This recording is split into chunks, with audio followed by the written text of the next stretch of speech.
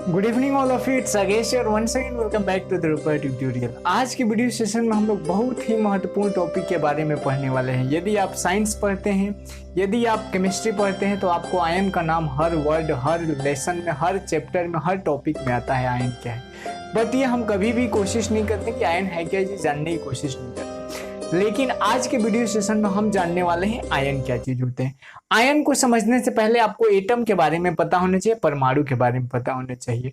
परमाणु क्या होते हैं? तो तत्व का सूक्ष्मतम रूप होता है। तत्व का सूक्ष्मतम रूप होता है। अब तत्व क्या होते हैं? Hydrogen, helium, lithium, potassium, sodium, magnesium, ये सारे क्या है? तत्व। कुल ज्ञात तत्वों की संख्या 118 है, जिसमें से कुछ प्राकृतिक द्वारा है, कुछ हमारे द्वारा बनाया गया है।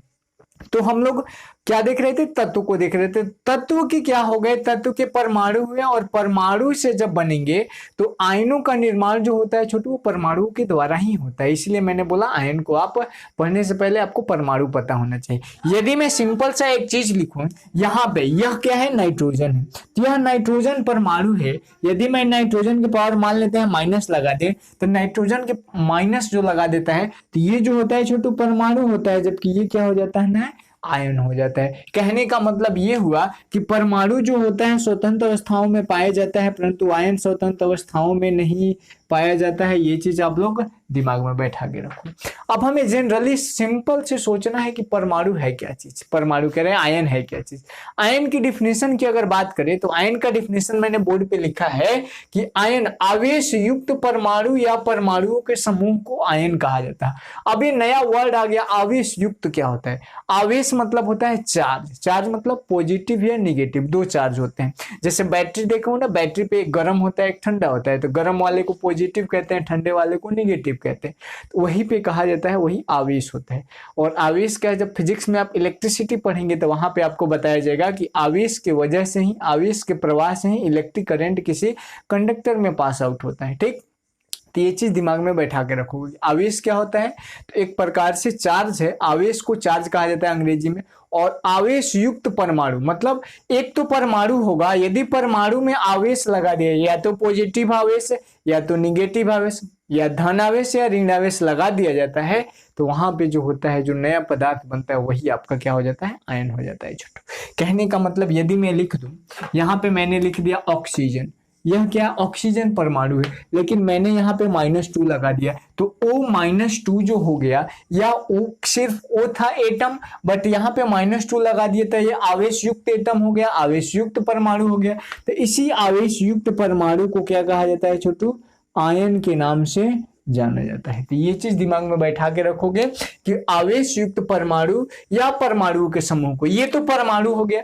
अब परमाणुओं का समूह कहने का मतलब क्या हुआ? ये देखो, ऑक्सीजन, ये क्या है? हाइड्रोजन। यहां पे कितने परमाणु हो गए? 2 परमाणु, एक ऑक्सीजन के परमाणु और एक हाइड्रोजन के परमाणु, और यहां पे लगा दे हम माइनस। तो ये क्या हो गया? परमाणु का आवेश युक्त परमाणु हो गया, और यह परमाणु का समूह हो गया, और ये भी कितना है? आवेश युक्त है। तो ये बात ध्यान में रखोगे। उसी प्रकार NH3 माइनस, यह क्या? SO4-2, SO4-3, ये सब क्या है? परमाणुओं के समूह हैं, और ये सभी आवेश युक्त हैं। इस वजह से इसको आप क्या कहोगे? आयन कहोगे। तो दिमाग में ये चीज बैठ गया होगा कि परमाणु क्या होता है, आवेश क्या होता है, आवेश युक्त परमाणु क्या होते हैं, और आवेश युक्त परमाणु का समूह कैसा होता है। इसको हम लोगों ने डील कर लिया। ये पहला डिफिनेशन मैंने समझा दिया। अब कह रहे हैं दूसरा डिफिनेशन, ध्यान से देखना है। ये तो नॉर्मल है, 8वीं में आप लोग पढ़ लोगे। 8वीं के बच्चे भी अगर साइंस पढ़ेंगे ना तो वो भी पढ़ेंगे। आप 9th में हो फिर भी पढ़ना है, जनरल कंपटीशन की तैयारी करते हो फिर भी पढ़ना है, 10वीं में हो फिर भी पढ़ता है। Board exam, state exam, CBSE exam, जितना भी एग्जाम है सब में पूछा जाता है। आयन ये बेसिक है। ऐसा समझ लो कि आपको वर्ड लिखने के लिए, किसी का नाम लिखने के लिए अंग्रेजी में ABCD आना चाहिए, हिंदी में क ख आना चाहिए, वैसे ही केमिस्ट्री पढ़ने के लिए आप लोगों को आयन आना चाहिए। ठीक है, अब देखिए, वैसे परमाणु या अणु जिसमें इलेक्ट्रॉन्स और प्रोटॉन्स की संख्या असमान हो, आयन कहलाता है। ये थोड़ा सा लेवल हाई हो जाता है। ठीक, इलेक्ट्रॉन्स और प्रोटॉन्स का मतलब क्या होगा? यदि मैं लिखता हूं छोटी यहां पे N-2, नाइट्रोजन N को हटाइए, ऑक्सीजन लिखते हैं, ऑक्सीजन -2। ठीक है, ऑक्सीजन की परमाणु संख्या कितना?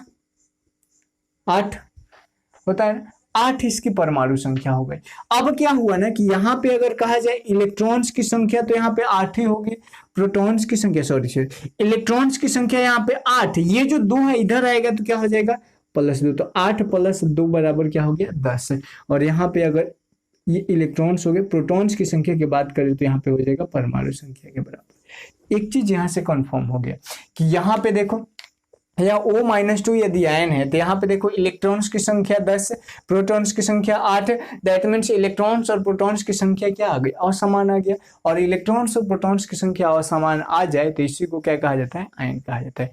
इलेक्ट्रॉन्स प्रोटॉन्स की संख्या निकालने का तरीका, मान लीजिए यह x है, x कोई तत्व है और इसके पावर -2 है, तो इसमें इलेक्ट्रॉन्स की संख्या जो होगा इसका एटॉमिक नंबर और इसमें यदि माइनस रहेगा तो प्लस, इसमें Q मतलब आवेश, और यदि प्लस रहेगा तो -QS मतलब अपोजिट वर्ड, और प्रोटॉन्स की संख्या इसका एटॉमिक नंबर ही हो जाता है। कि ये बात भी आप लोग दिमाग में बैठा के रखोगे।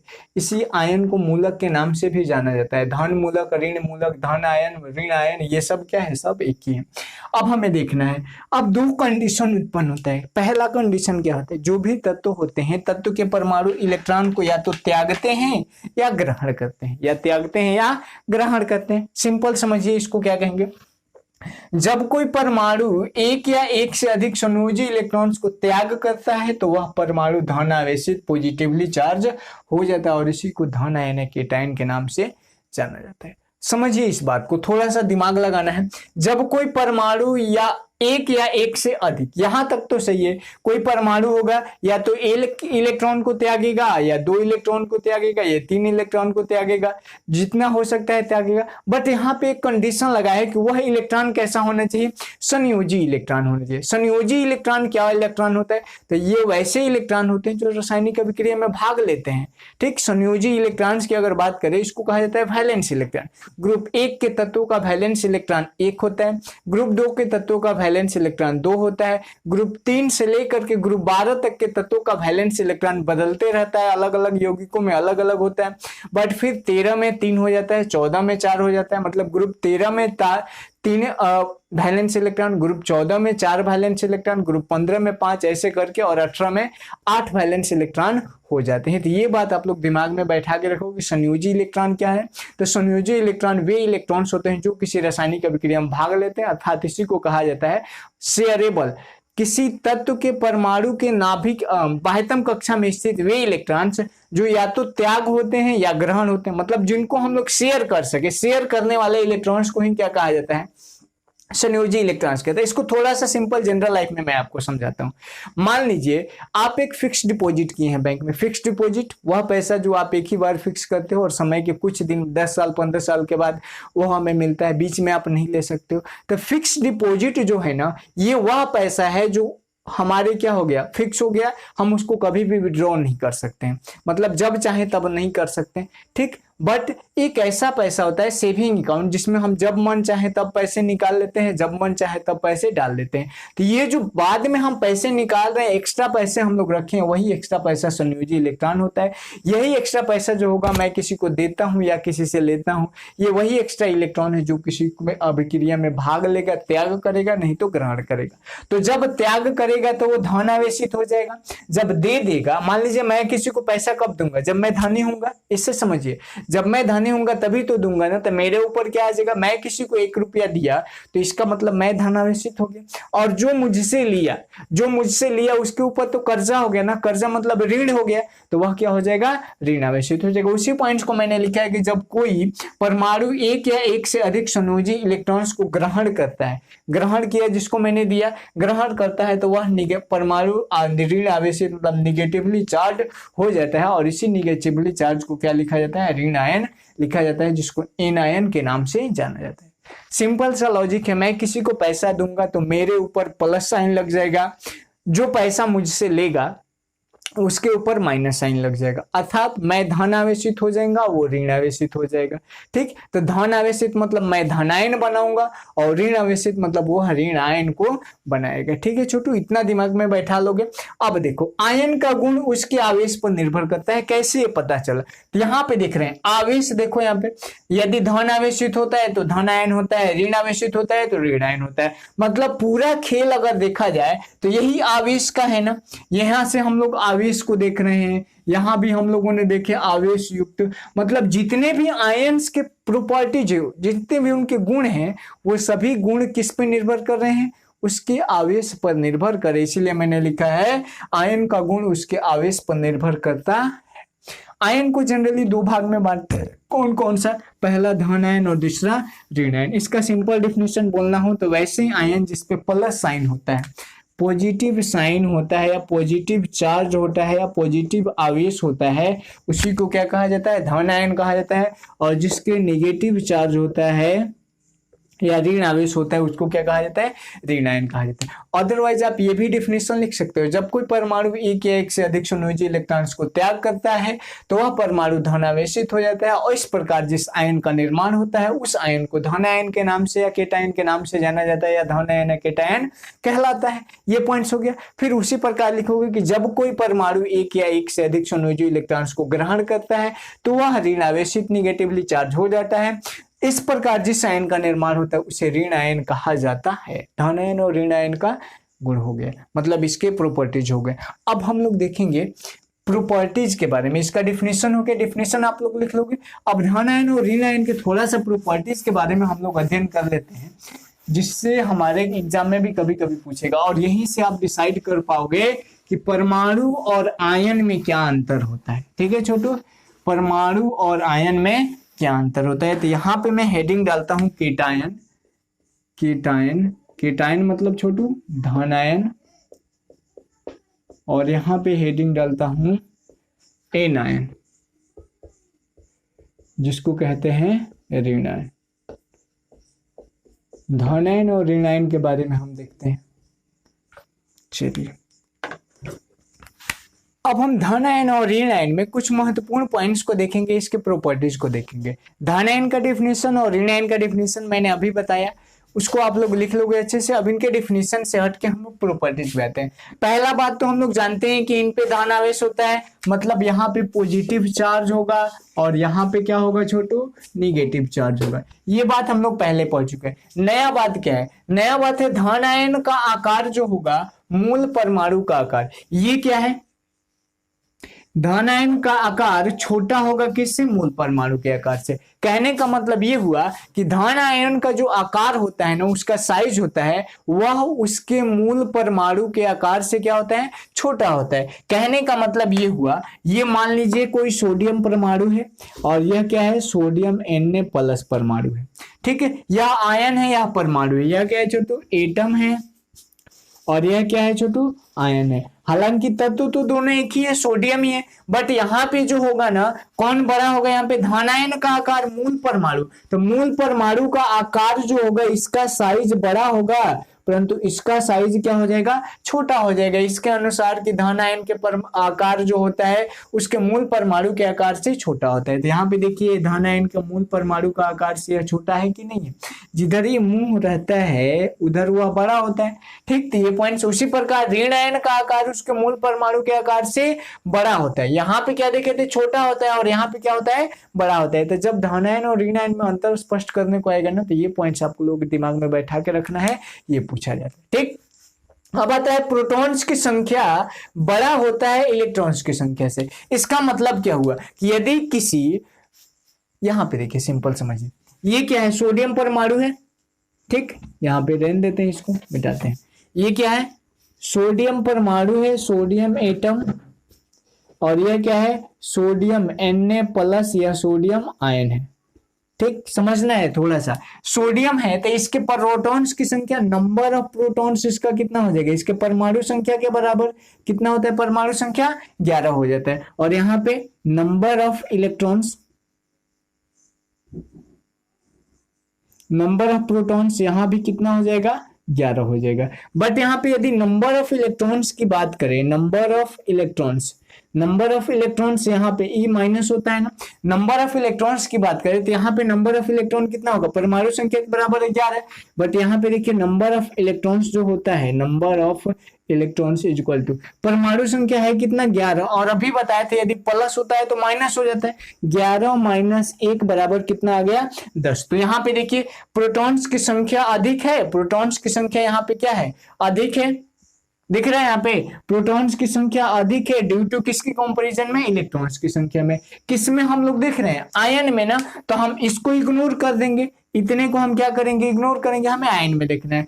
आयन में देखें सोडियम की परमाणु संख्या 11 अर्थात इसमें प्रोटॉन्स की संख्या 11। सोडियम की परमाणु संख्या यदि इलेक्ट्रॉन्स की संख्या निकालना हो तो यहाँ पे क्या हो जाएगा, 11 परमाणु संख्या में से जितना चार्ज होता है उतना, यदि प्लस में तो घटा देंगे, माइनस में तो जोड़ देंगे। तो ये तो धन आयन है तो प्लस में होगा तो घटा देंगे, 10 आ गया। तो यहाँ पे इस इक्वेशन को, इस स्टेटमेंट को फॉलो कर दिया कि प्रोटॉन्स की संख्या जो होगा इलेक्ट्रॉन्स की संख्या से अधिक, प्रोटॉन्स की संख्या इलेक्ट्रॉन्स की संख्या से अधिक हो गया। ठीक उसी प्रकार इसमें प्रोटॉन्स की संख्या इलेक्ट्रॉन्स की संख्या से कम होता है। क्यों होता है इसको देखते हैं हम लोग। यहाँ पे मान लीजिए इसी पे हम माइनस देते हैं, हालांकि सोडियम माइनस आयन होता नहीं है, ध्यान से में रखना।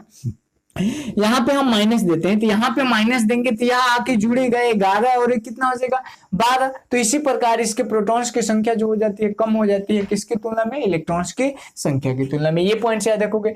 इनका ये थर्ड पॉइंट जो है ना, ये चौथा पॉइंट जो है, ये चौथा पॉइंट आपको अभी समझ में नहीं आएगा क्योंकि इलेक्ट्रॉनिक विन्यास मैंने पढ़ाया नहीं है। ठीक है, तो अभी आप दिमाग में बैठा लोगे कि इनका इलेक्ट्रॉनिक विन्यास निकटतम नोबेल गैस के इलेक्ट्रॉन के समान होता है, परंतु इनका इलेक्ट्रॉनिक विन्यास निकटतम नोबेल गैस के इलेक्ट्रॉनिक कॉन्फ़िगरेशन इलेक्ट्रॉनिक विन्यास की तरह ही होता है।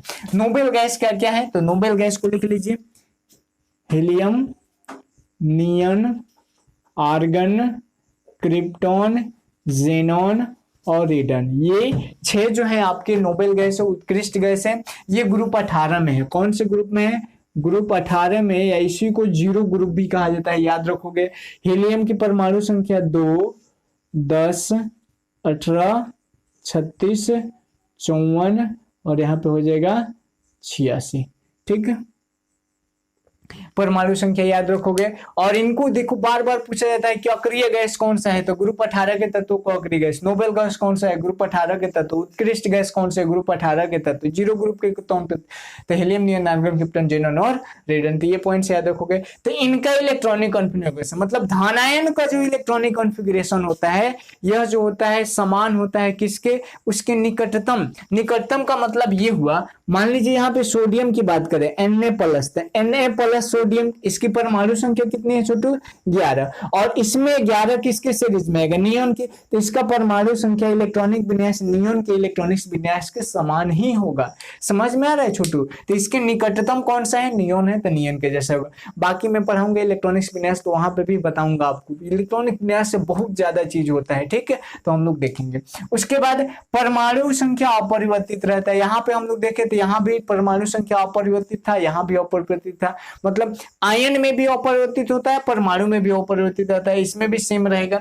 अब देखो मेन पॉइंट है, धातु धनायन बनाते हैं Na+, K+, Ca+2, Mg+2 etc। मैं धातु और धातु चैप्टर जब पढ़े थे, धातुओं का रासायनिक गुण, तो वहां पे भी बताया था आपको।